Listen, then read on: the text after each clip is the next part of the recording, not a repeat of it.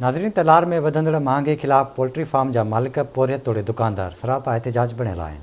इन हवाले से रिपोर्ट कर रहा है ताहिर समो। तलार में मुर्गी जो गोश्त 430 रुपया विकामण लॻो। वधंदड़ महांगाई खिलाफ़ तलार जे शहरी दुकानदार मज़दूर तब्दीली सरकार खिलाफ़ सरापा एहतजाज बणिजी विया। उन्हनि आवाज़ टीवी न्यूज़ सां ॻाल्हाईंदे चयो, वज़ीर-ए-आज़म इमरान खान सां अपील है, खुदारा कुछ तो ख्याल करो।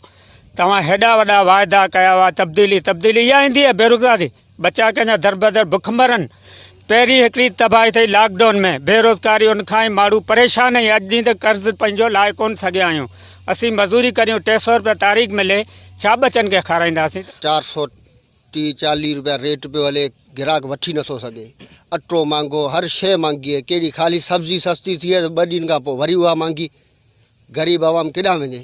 इमरान खान ख़ाली ॻाल्हियूं कयूं ऐं नऊं पाकिस्तान ठाहियो त नऊं कोन मर्गी तबाह कयो आहे पाकिस्तान खे। 300 ताईं गोश्त 280 ताईं हले त अवाम खे कुछ रिलीफ मिले, को अवाम खे रिलीफ मिले कोन थो। अवाम हाणे हिन वक़्तु मानी जे वेले लाइ परेशान आहे त मुर्गी 420 रुपया किथां ख़रीद कंदी। इलाही त मुर्गी फार्मनि जो जेको आहे रेट इलाही हाई थी हलिया आहिनि ऐं असांखे हाणे घटि पिया रखी सघनि। जंहिं जॻह ते असीं 15-20 मज़ूर कमु कंदा हुआसीं, उन जॻह ते हाणे बाक़ी असां 5 रहिया आहियूं।